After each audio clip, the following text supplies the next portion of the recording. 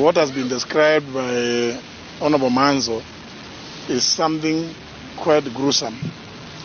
And I think it is only fair that at this point in time, the country should shelve all other business they have to discuss this matter of abductions and extrajudicial killings.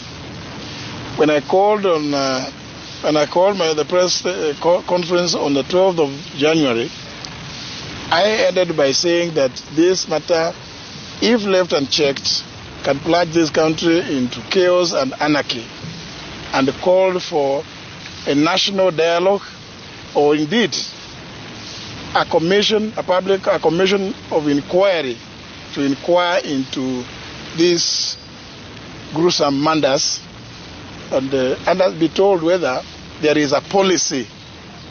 I'm not aware of it. I sit in government. I'm not aware of any policy that supports abductions and extrajudicial killings. And it is not right that parents like these ones and relatives can stay for periods in excess of 40 days looking for their loved young ones. And we sit somewhere claiming that we are discussing matters about the economy of this country. Economy for who? If we are killing them, abducting and killing the young ones, so who are you doing the economy for? This matter needs to be taken with the seriousness that it deserves. And you know, I said, I was lucky that when my son was abducted, I was able to reach the president, and he immediately ordered Nurdin Haji to release him.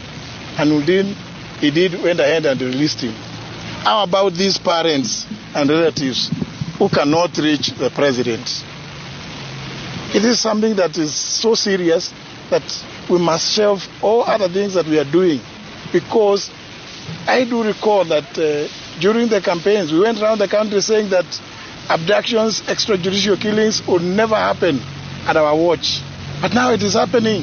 It has been happening, and we are trying to normalize it. As we are here, mourning and grieving about these four who have gone missing. We are also aware that 2 young men were killed in Nakuru in circumstances that are very clear that those involved are security personnel. I want to say we cannot be told that the police do not know. Our police is known to be one of the most efficient in this region. And therefore, if they wanted to crack this matter and bring the culprits to book, it will be a matter of just a few days or hours. So I'm calling upon everybody in government, and more so particularly because ultimately responsibility must belong to somebody. We say the buck must stop somewhere. In this case, the president is the president of the Republic of Kenya, head of government, and commander-in-chief of all defense forces. Therefore, Mr. President, I'm calling upon you now to order an end to these abductions, which you promised, killings, extrajudicial killings, and an open inquiry to examine, inquire into how these things have been happening. We cannot make it normal. We know that these are very young lives that have been taken away. What do you think the parents of these young ones are feeling? Everybody must put themselves in the shoes of these parents and relatives who have been agonizing. Did they enjoy Christmas? They could not, when everybody else was enjoying their Christmas. Surely, this must be something that we must take to the next level, where we must involve in a commission of inquiry, which must include people from all sectors.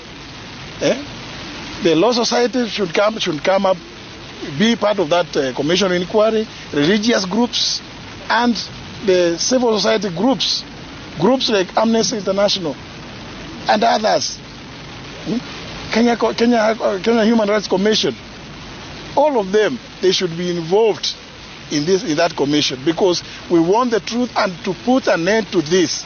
we cannot take it as business as usual anymore, because I can just put myself in the hearts and the minds of these parents.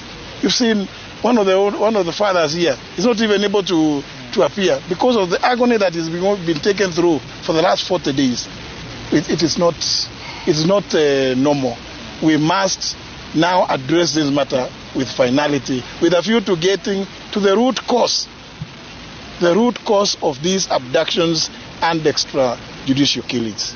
Kutoka hapa, kutoka Isiolo, Kula Mawe, Modogashe, Samatar, ifike Wajia, itoke Wajia iende Tarbaj, itoke Tarbaj iende Elwak, itoke Elwak iende Ramo mpaka Mandera, kwa sababu ndio hii dunia ifunguke. Hakuna barabara hajui kwa jina, hakuna soko hajui kwa jina. And you would memorize, you are very impressed. Anataja barabara, Wakikuyu wanasema